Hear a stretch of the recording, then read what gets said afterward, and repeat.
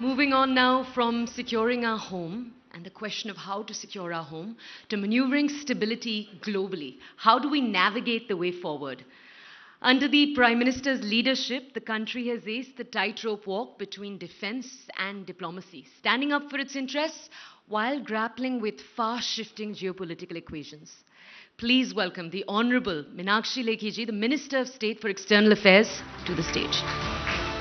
We are now joined by Meenakshi Lekhi. She is the Minister of State for External Affairs and Culture of India. She has been a Member of Parliament since 2014.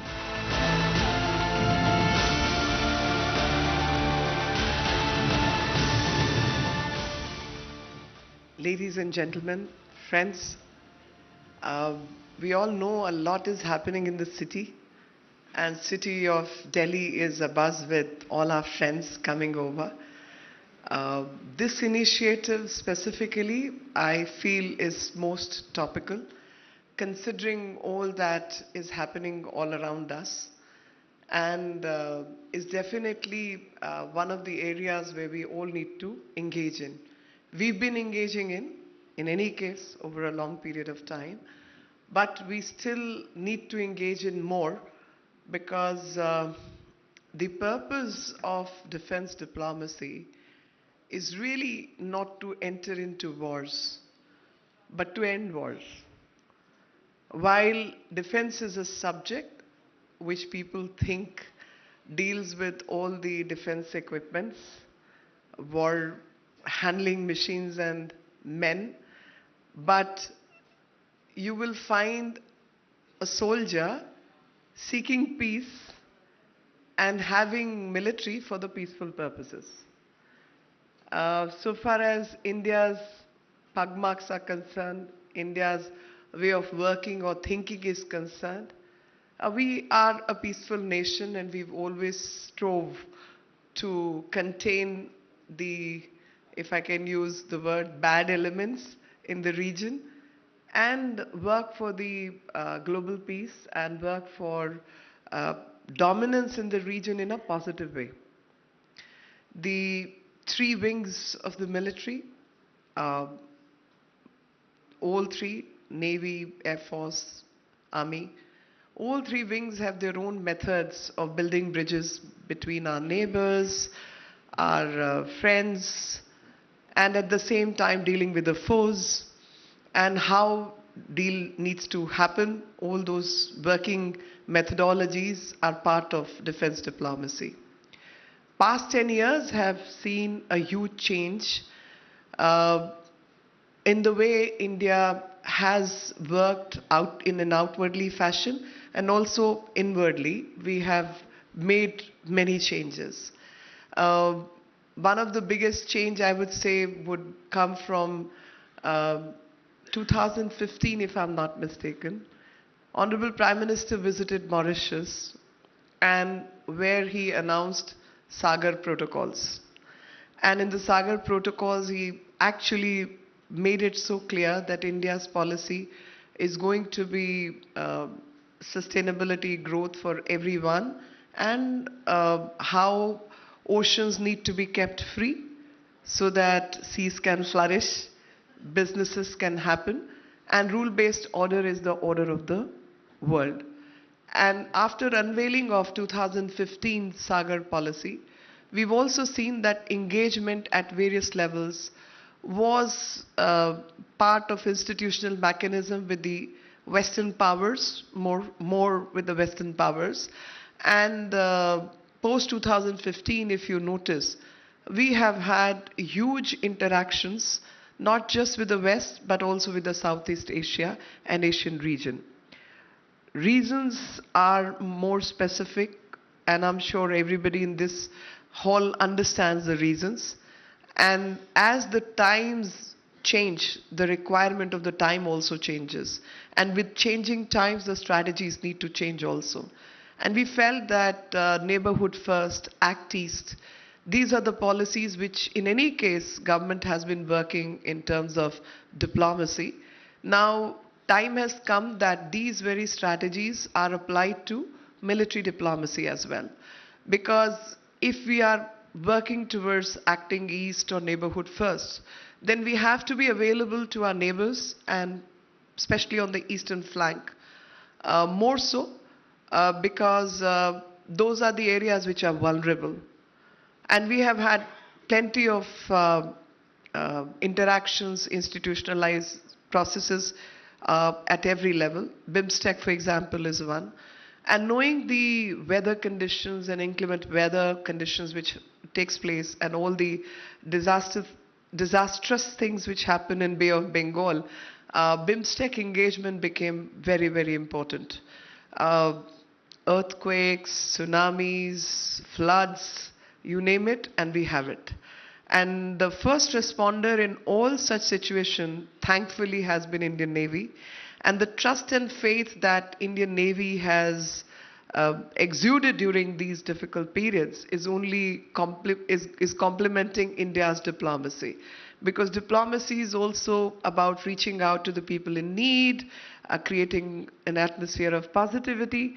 Now, if there is an earthquake, and that earthquake happens to be in a country like Turkey, I'm very proud to say that our forces with the NDRF and Army Medical Corps were the first ones to enter and last ones to leave. And if that was not there, what would diplomacy by itself do if not reach out to people in times of need? No matter what that country stands for, it's about humanitarian aid. And humanitarian aid and disaster resilience is one of our strands on which our military diplomacy stands. And Maldives, we all know, Sri Lanka, Mauritius, Seychelles, all these places which had issues with resources, India has provided them with patrolling vessels. India has assisted their manpower in terms of training. So institutional training methodology, and I'm very, very proud of our forces, because the institutions, especially in terms of military institutions, training processes, we are second to none. And thereby, interactions with all the forces which are better than the best, we are in that scale. And Indian Navy, with its strength of 117 vessels, plus frigates, plus submarines, both automated and nuclear submarines, I mean, it's a force to reckon with. And knowing that most of the trade happens through the sea lines, and the kind of vulnerability sea lines have expressed themselves with, especially in the recent times, Indian Navy has been the net security provider for the region, and yet we are not in the Red Sea. We are in the Gulf of Aden, and we are parked in the Arabian Sea. But we are, in spite of our parking bay, we are the net security provider in the region, and everybody looks up to us for helping out people. Because if world has seen anything and which has the hugest impact on human psyche, then I would say it was pandemic. COVID-19 was one such period when humanity was faced with the biggest warlike situation in the recent history. And in that situation, I can say that whether it's the Army or it's the Navy or it's the Air Force, all the three segments came together, not only to support the cause of Indians, but also to support the cause of our neighborhood in terms of supplying medicines, in terms of supplying medical equipments, oxygen, transporting goods, doing whatever was required to deal with that situation. Now, you call it a military activity or you call it a humanitarian aid, but that combination worked very, very well. That military is the most disciplined force to act out the best of civilian activities. And best of civilian activities when time is of essence, when mankind is faced with difficulties, who would you trust? People who are more efficient, people who know the job and who are very, very focused. And that's the kind of trained manpower, both in terms of technology and also in terms of logistics management, also in dealing with hard conditions, difficult places. I think these are the people who do it the best possible way, and they delivered. So in these terms, whether it was anything happening in our neighborhood, Nepal, Sri Lanka, Vietnam, Mozambique, our forces helped out in whichever way they could, from flying airplanes to delivering on the ground. If I can take the liberty of looking at certain operations which we carried out, going back to 2015, Yemen, the difficult period that was happening, and Sumatra, one of our vessels, which was Palki, was diverted, and 5,000 Indians were extracted out of a very difficult spot, Operation Ganga, when 22,000 Indians were brought out of Ukraine. Operation Kaveri from Sudan, and I met one of our officers who was posted in Sudan at that time, a diplomat, a civilian diplomat. But warlike situation, and again the military help really helped to get out of those situations. So I would say any difficulty of any sort, and especially humanitarian aid, the military institutions have come forward. When it comes to military diplomacy, because the job of diplomacy is twofold. One is securing our own nation in terms of territorial integrity.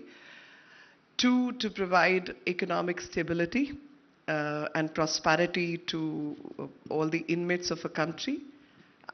Three, to build cooperation amongst nations which seek friendship. Four, to deal with the ones who are difficult, and that also is essential, but deal with them in a dignified way. And again, I would remember what happened in 1999, the Kargil war and things. So I'm very, very proud of our forces who dealt with even that difficulty, and dealing with the soldiers from the enemy side with dignity, which was a rare feat for the people we were dealing with. But it came because our forces are very disciplined, and on a humanitarian basis, very, very disciplined, kind, compassionate forces, though their job is to put the enemies out of the border, but yet dealing with those dead enemies in a dignified fashion is certificate enough to show the kind of people we are. On economic security, I've already mentioned that whether it's sea lines or it's airlines, or securing those airspaces, land spaces and sea spaces become very, very essential for economic prosperity. In addition to the fact, everybody knows that stability, political stability, and is the first requirement for economic prosperity. So if you have a decent force which acts more like warding off the wrongdoers, that itself gives a sense of security and thus brings prosperity. And to have a substantial force on the ground is very, very imperative in that sense.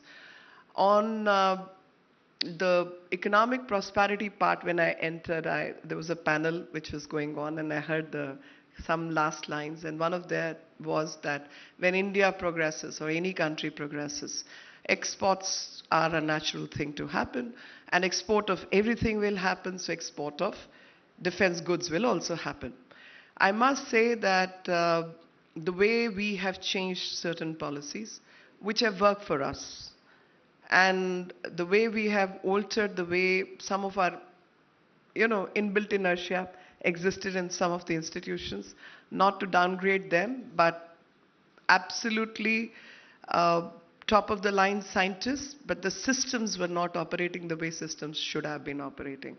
And if I'm not mistaken, 2019 or before, PM was speaking, and he mentioned at that time that you can't be manufacturing something in 1992 and it goes on, and he was talking in 21, 22, it goes on till 2024.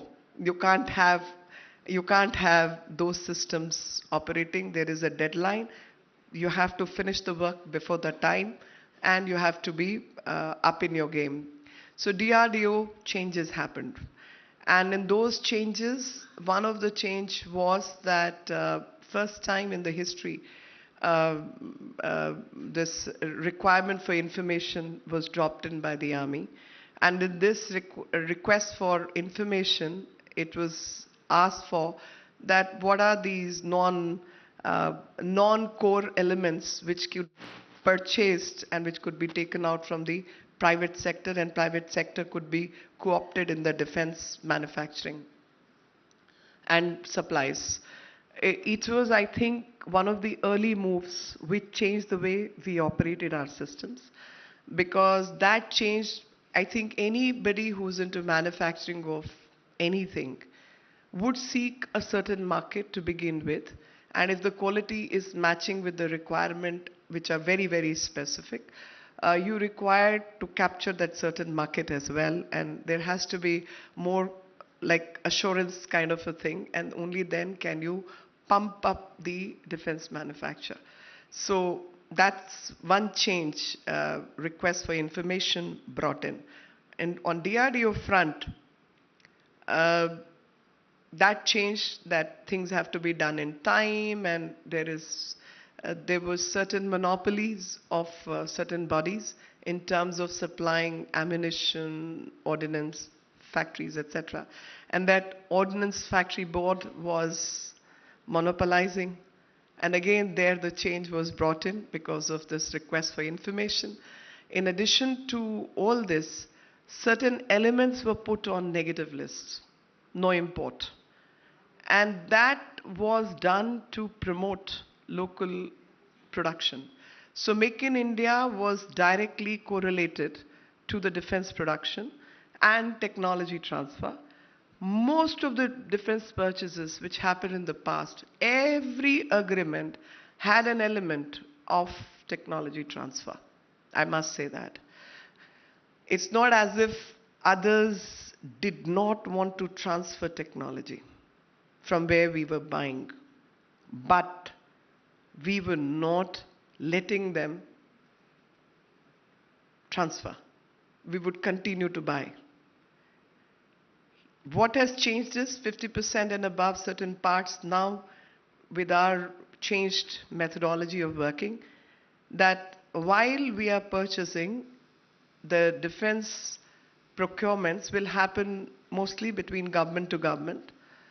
The 50% and above parts will be produced in India, and that's where technology transfer needs to happen to the private players, so that that can link up to the subsequent supply chain which we are building in-house, and also leads to capacity building. I must say that when you work between the governments, a certain amount of transparency exists because one, we are a democratic government. So there are processes, there are methods, you cannot just overrule few things. And we've seen that many arms dealers, etc., used to do rounds around, and I grew up in Delhi, so one knows a great deal. Even at personal level, many stories in the corridors is what you hear. But all those shops have been closed down, and which is called mopping up the system and cleaning up the process. So while you maintain the quality, you make in India, you give a boost to production, you work towards technology transfer. Your own scientists and technologists who are extremely good at their job need to showcase their talent. They get an opportunity to work. India gets to work on employment rate. Our startup ecosystem gets something to work upon. The scientists and other people, technologists, have a market share. The world can look up to India as a certified a good player in the global space. And when you work with India, you know it's all transparent mechanisms which will operate. So I think all this led to a very positive atmosphere. And many people got an opportunity to work in this space. We continue to work in this direction, improvising upon quality, improvising upon openness, ease of doing business, getting investment. You know, more than 70% bringing FDI into defense was one of the very, very good things to do, because it gives a boost to the Indian economy, it gives a boost to production lines. People get to produce in India at less expensive rates. Manpower gets to be trained, local materials are made to be made available. So it's a win-win for all. Everybody gets to benefit from when India does well, everybody else also does well equally. So make in India for the globe is also the target. And we are seeing whether it's BrahMos, whether it's cruise missile batteries, Philippines, Vietnam, Armenia, we are seeing the change. And the best thing, if I remember it right, that was, I think, 2014 or 15, one such defense conclave. I had received an email from somebody within Delhi who I did not know personally. Later I discovered was my neighbor. But I just did not know that, and was an old school IIT Delhi graduate, worked in Delhi, manufactured jackets, bulletproof jackets. And his complaint was that, look, I manufacture these jackets, bulletproof jackets, which are top of the line. I have been a material technologist, scientist. I'm a IIT Delhi person. And 6 countries in the world are buying my jackets. Rate is half or less as compared to the rate at which India is procuring its jackets. And the quality is 10 times better than the quality which India is buying. So I was very hurt. I said, why should this happen? And why should we not protect our soldiers with a better quality jacket? And if the same is available at a lesser cost. So I immediately forwarded that to people in authority. And I said this and spoke same story at one such conclave. And the story is that the tender process, which was mud in old technology, got revamped, and latest technology is what India got, and a good market is what the gentleman also got, along with 6 other countries which were buying his jacket. The Indian market was available to an Indian, which is the best part. And more than anything else, I think our soldiers were secure. And that is the biggest benefit for people like me. So once you decide to make a change, you do make a change. And change is what this government has made in the field of procurement, manufacture, and with a target of $500 billion is the target for 2024 for defense export. I am so sure we'll be meeting this target. And I don't want to get into the formal arrangement, the Corps Commanders meeting, the flag post meeting, the exchanges which happen on the LOC. Those are, of course, part of military diplomacy, but more institutionalized for a long period of time. So at every level, military diplomacy is in the area of securing countries' borders, helping humanity when in need, and of course, today we can say technological tech exchanges. I wouldn't call it import or export, but I'll call it tech exchanges at every level.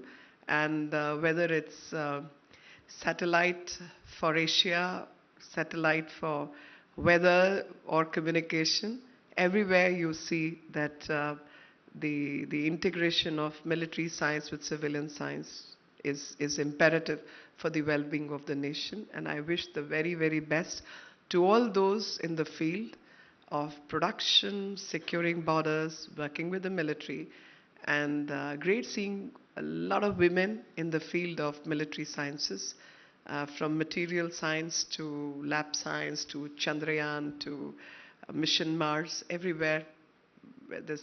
And missile, I mean, our missile woman is Tessie Thomas, and our rocket woman also is Ritu. I think I'm mighty impressed with all these ladies who can just control these systems and showcase what India stands for, both in terms of technology, gender parity, and the military diplomacy. Thank you very much. Jai Hind.